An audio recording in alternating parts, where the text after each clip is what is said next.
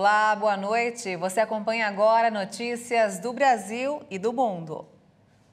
A Câmara dos Deputados aprovou um programa de internet de graça a alunos da rede pública de ensino. Os deputados ainda devem votar os destaques e, na sequência, a medida segue para análise do Senado. O texto base da medida provisória, elaborada pelo governo federal, cria um programa para promover acesso gratuito à internet em banda larga móvel aos estudantes da rede pública. De acordo com a matéria, o programa vai beneficiar integrantes de famílias inscritas no Cadastro Único. Estudantes matriculados na educação básica da rede pública de ensino, em escolas de comunidades indígenas e quilombolas e em escolas especiais sem fins lucrativos, devem ser contemplados com a proposta. O acesso gratuito à internet pode ser realizado por meio de chip, pacote de dados ou dispositivos de acesso, como celulares e tablets. O benefício pode ser concedido a diferentes alunos integrantes da mesma família. O objetivo do programa é viabilizar aos alunos o acesso a recursos educacionais digitais, incluídos os da rede pública de ensino, ampliar a participação dos estudantes em atividades pedagógicas não presenciais, contribuir para a inclusão digital das famílias e apoiar as políticas públicas que necessitem de acesso à internet. O texto diz que a iniciativa vai ser implementada de forma gradual, observados a disponibilidade orçamentária e financeira, os requisitos técnicos para a oferta do serviço e outras disposições estabelecidas pelo Ministério das Comunicações. Os casos de dengue voltaram a crescer e a preocupar o setor da saúde no Brasil. Nos primeiros 3 meses do ano, os diagnósticos confirmados aumentaram mais de 70%. O Brasil vive um novo ciclo de aumento da transmissão da dengue nesses primeiros meses do ano. O número de casos aumentou 72% no primeiro trimestre, em comparação ao mesmo período do ano passado. A primeira manifestação da doença é a febre alta, seguida de dor de cabeça ou nos olhos, cansaço ou dores musculares e ósseas, falta de apetite, náuseas, tonteiras, vômitos e erupções na pele. Transmitidas pelo mosquito Aedes aegypti, a principal proteção contra a dengue está justamente na prevenção, com medidas que evitam a proliferação do inseto, como não deixar objetos e vasos de plantas com pratinhos que podem reter a água da chuva e facilitar a proliferação do mosquito. O mesmo mosquito também é responsável pela propagação da chikungunya e do Zika vírus. No Brasil, uma vacina foi desenvolvida pelo Instituto Butantan e está em fase de testes. Também há uma vacina aprovada no país, fabricada por um laboratório estrangeiro, mas que não é distribuída pelo Sistema Único de Saúde. E o sarampo também volta a assustar o Brasil com o registro de 2 novos casos aqui em São Paulo. Uma pessoa doente pode transmitir a doença para até 18 indivíduos não imunizados. A confirmação de 2 casos de sarampo em São Paulo, um deles na capital e o outro no litoral sul do estado, trouxe de volta uma preocupação sobre um surto da doença, que ficou adormecida na pandemia do novo coronavírus. Segundo o Ministério da Saúde, em 2019 foram registrados mais de 18 mil casos confirmados da doença e 15 mortes no Brasil. Com isso, o país perdeu o certificado de erradicação da doença concedido em 2016 pela Organização Pan-Americana de Saúde. A única forma de combater a doença é por meio da vacinação. No ano passado, menos da metade da população tinha as 2 doses do imunizante contra o sarampo, enquanto o número considerado ideal é 90% da população. A preocupação no cenário de baixa vacinação acontece devido à alta taxa de transmissibilidade da doença, já que cada caso confirmado pode transmitir a infecção para até 18 pessoas. O Ministério da Saúde disponibiliza nos postos de saúde os imunizantes para pessoas de até 59 anos, mas não há limite de idade para receber a vacina. A campanha de vacinação contra o sarampo começou no dia 3 de abril e até agora o número de doses aplicadas não chegou a 400 mil. A expectativa é que cerca de 19 milhões de brasileiros estejam aptos a receber o imunizante. Com a chegada do outono, o ar tende a ficar mais seco, ocasionando sintomas como espirros, coriza, obstrução nasal, coceiras no nariz, ouvido, garganta, tosse e falta de ar. Por isso, é muito importante procurar um médico.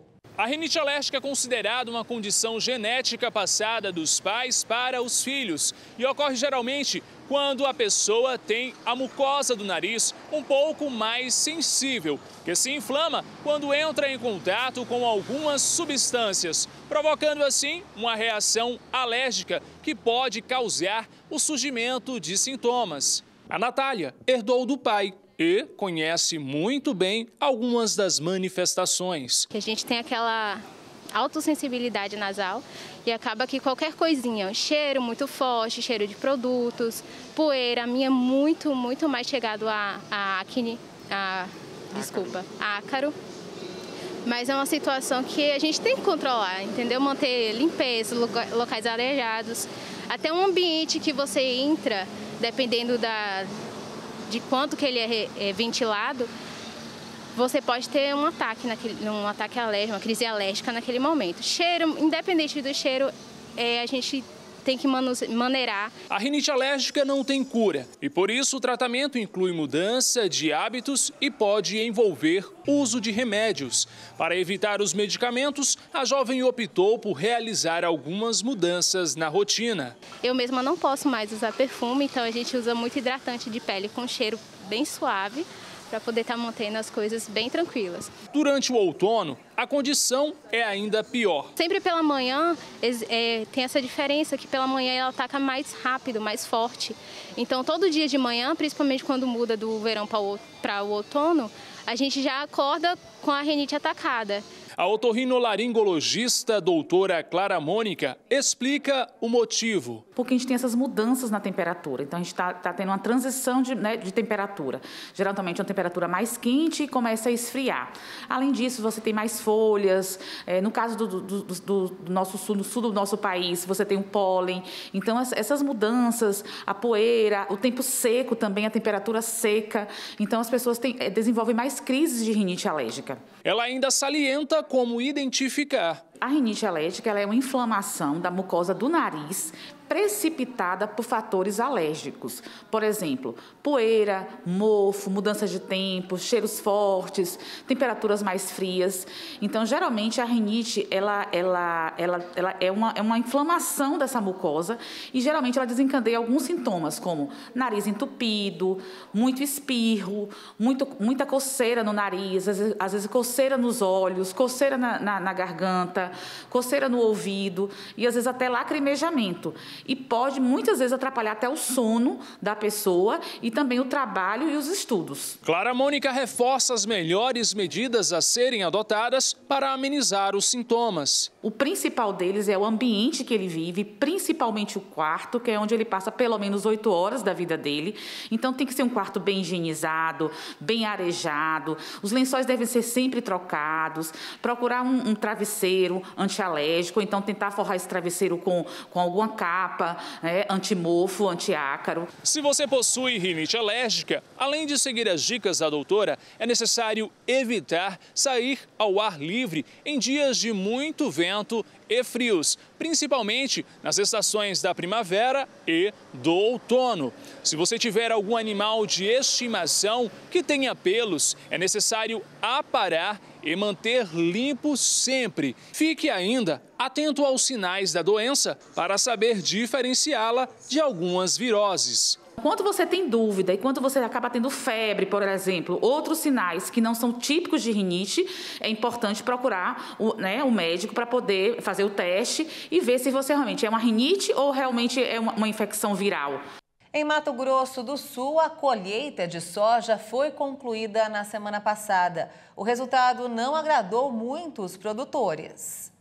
De acordo com a Associação dos Produtores de Soja e Milho de Mato Grosso do Sul, a estimativa para a cultura de soja, que já teve a colheita concluída na semana passada, não é tão animadora. Mesmo com aumento de 7% da área plantada nesta safra, a previsão até agora é que haja uma retração de 19,48% na produtividade. devem ter sido colhidos 11,4 milhões de toneladas do grão, 50 sacas por hectare, enquanto que na safra passada foram colhidas 63 sacas por hectare. Dezembro, janeiro e fevereiro foi realmente uma estiagem muito acentuada no estado, fazendo com que todo o potencial produtivo da soja viesse muito abaixo do esperado. Já o milho teve o plantio finalizado e, de acordo com os dados da ProSoja-MS, estima-se produção de 9,34 milhões de toneladas, 3 milhões a mais que na safra anterior. Mas, assim como a soja, o desenvolvimento da planta depende das condições climáticas. Outro dado é com relação ao custo de produção de soja e milho,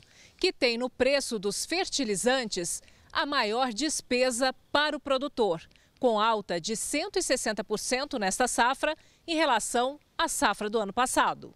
E o impacto no preço dos insumos ainda deve continuar, levando-se em conta o atual contexto de incertezas no mercado internacional. Em função de todo esse cenário, tanto de pandemia quanto de guerra, né? Nós temos aí 80% do fertilizante brasileiro importado de Rússia, dos Estados Unidos, do Canadá, e isso faz com que essa restrição de oferta, né, acabe impactando negativamente. E veja a seguir, a alta dos combustíveis faz crescer as vendas de motos no primeiro trimestre deste ano. Nós voltamos em instantes, até já.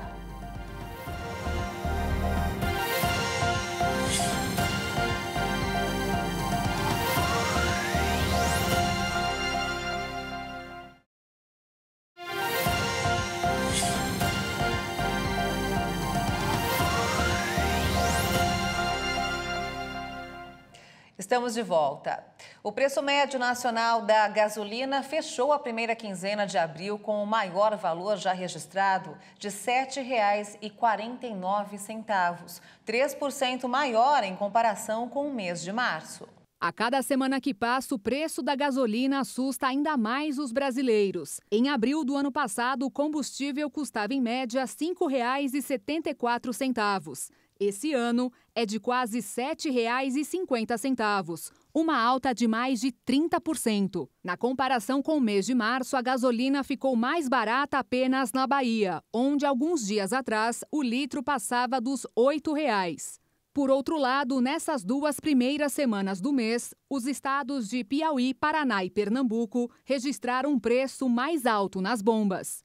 Teresina se tornou a capital mais cara para abastecer. Em alguns postos da região, o litro pode chegar até R$ 8,20, valores maiores que os registrados em Aracaju, São Paulo e Rio de Janeiro. Já a mais barata é de Porto Alegre, onde, na grande maioria dos postos, o litro do combustível não chega a R$ 6,80. Agora, o álcool subiu em média 4,5%, chegando a pouco mais de R$ 5,00. Apenas nos estados de São Paulo, Minas Gerais, Mato Grosso e Goiás é economicamente mais vantajoso abastecer com etanol, segundo especialistas. E a alta no preço dos combustíveis, além da busca por novas oportunidades de trabalho, fez as vendas de motos crescerem 33,7% no primeiro trimestre deste ano. Guilherme é comerciante e precisa de agilidade para andar em São Paulo. Sempre utilizava o carro para atender os clientes, mas hoje o preço dos combustíveis pesa no bolso. E por causa disso, ele busca uma nova alternativa de transporte. Já estou sentindo. Todo mês aí um abastecimento, hoje um tanque de um carro, 300 e poucos reais. Segundo a Abraciclo, o número de motos emplacadas em março cresceu 46,8% em relação a fevereiro. Em comparação com o mesmo período do ano passado, a alta foi de 33,7%. E quem compra esse tipo de veículo hoje é quem busca por economia, como é o caso do Guilherme. Hoje o nosso perfil é bem diversificado, desde motos para trabalho até as pessoas que não utilizavam moto e por questão de custos, hoje procuram uma motocicleta. A pandemia trouxe melhorias para o setor em relação às vendas. Um dos motivos dessa alta é o aumento no número de trabalhadores em aplicativos de entrega. O problema agora é que as montadoras não estão conseguindo atender a demanda e as filas de espera podem chegar a um mês. Os consumidores brasileiros reconhecem na motocicleta um veículo ágil, econômico, com preço acessível e baixo custo de manutenção.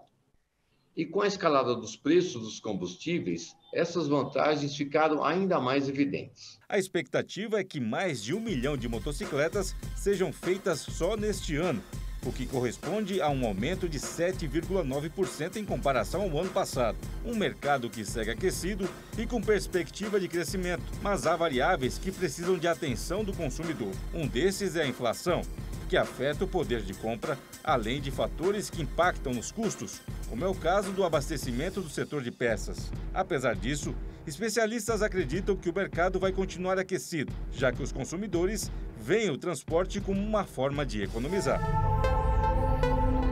O Fundo Nacional de Desenvolvimento da Educação prorrogou até o dia 30 de abril o prazo para que estudantes com contratos do FIES façam os atendimentos e transferências dos contratos de financiamentos concedidos até o segundo semestre de 2017 e referente ao primeiro semestre de 2022. O novo prazo, estipulado em portaria publicada no Diário Oficial da União, vale para a realização de transferência integral de curso ou de instituição de ensino e de solicitação de ampliação do prazo de utilização do financiamento, respectivamente, referente ao primeiro semestre de 2022.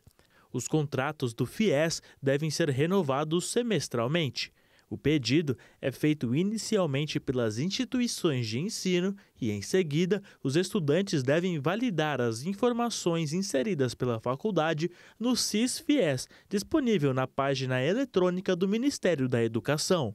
E olha só, após 11 anos de espera, a população de Mato Grosso do Sul aguarda ansiosa que seja aberta a visitação ao Bioparque Pantanal para o público em geral. A data prevista é 1º de maio. Por enquanto, o aquário gigante funciona com menos da metade da capacidade, mas já encanta as pessoas. E é motivo de orgulho para quem fez parte de todo o processo de adaptação dos animais. Olha só.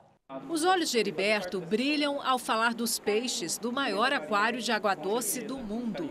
O biólogo é um dos responsáveis por manter o bem-estar das 220 espécies distribuídas nos 33 tanques do Bioparque Pantanal. Meu primeiro aquário eu ganhei com 7 anos. E aí isso já foi fundamental para eu decidir fazer biologia e trabalhar com os peixes, né? Então foi um processo natural para mim querer seguir nesse caminho. E pelo fato de ser sul-mato-grossense e trabalhar aqui é uma honra, né? Muito carinho pelas espécies que estão aqui. Com certeza, muito carinho, muito amor, porque muitas delas nasceram, né, sob os nossos cuidados. Então, ver esses animais que nós acompanhamos desde o ovinho até chegar aqui numa fase adulta é uma realização muito grande. Os peixes passaram por um processo de adaptação ao cativeiro, o que incluiu o controle de possíveis parasitas e ajuste ao alimento industrializado. Por enquanto, o aquário funciona com 40% da capacidade total. O povoamento dos tanques tem que ser feito aos poucos. É o chamado processo de maturação biológica. Nessa próxima semana nós vamos incluir mais 20% desse plantel, né? E esperamos em 6 meses chegar aos 100%. Tudo isso porque são bactérias que controlam, né? Elas são basicamente o coração desse aquário, são organismos microscópicos, mas elas precisam povoar toda essa água, todo esse sistema para a gente conseguir trazer mais peixes, porque elas que vão ser capazes de consumir todos os dejetos deles. É na sala da quarentena que os peixes aguardam a transferência para os tanques. Aqui também é onde recebem cuidados especiais, dependendo do caso. O jaú, carinhosamente chamado pelo Heriberto de Saulo, teve que ser separado da fêmea. Houve uma série de incompatibilidade social entre os dois, ela bateu nele. E aí ele veio para esse espaço na quarentena para receber um tratamento, né? Hoje ele já está 100% recuperado. E aí nós vamos ter que mandar ele para um outro tanque justamente para evitar esse probleminha entre os dois. E aí está a Maria Fernanda, reinando absoluta no tanque das espécies pantaneiras. Tem ainda a Jussara, que é a raia adulta, também da nossa fauna. Para o biólogo, é um laço de família mesmo. E ele espera que outras pessoas sintam o mesmo encantamento e vontade de aprender mais sobre a fauna e flora de diversas partes do mundo e de se comprometer com a preservação ambiental. Este cenário representa uma área de banhado, típico das regiões pantaneiras de pouca profundidade. É aqui onde a gente vai poder ver a sucuri. E além de ter toda essa informação que vai ser passada pelos condutores, o visitante ainda poderá desfrutar de outras experiências, como esta daqui. Esta estrutura permite que a gente faça parte do ambiente. Realmente incrível.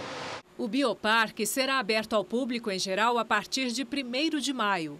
A visitação será feita em grupos guiados durante todo o ano, de graça.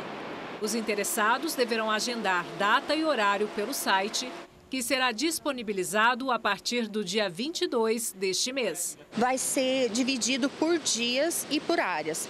Primeiro, na segunda-feira, educação, a princípio seriam escolas estaduais. Na terça, público em geral. Quarta, no período da manhã, escolas municipais. Período da tarde, escolas particulares. Quinta, público em geral também. Vai ter grupos específicos. E nós vamos trabalhar de segunda a sexta, nos 2 turnos e no sábado pela manhã. E o Jornal das 18h30 termina aqui. Você acompanha outras informações durante a nossa programação. Obrigada pela sua companhia, uma boa noite para você e até amanhã. Tchau!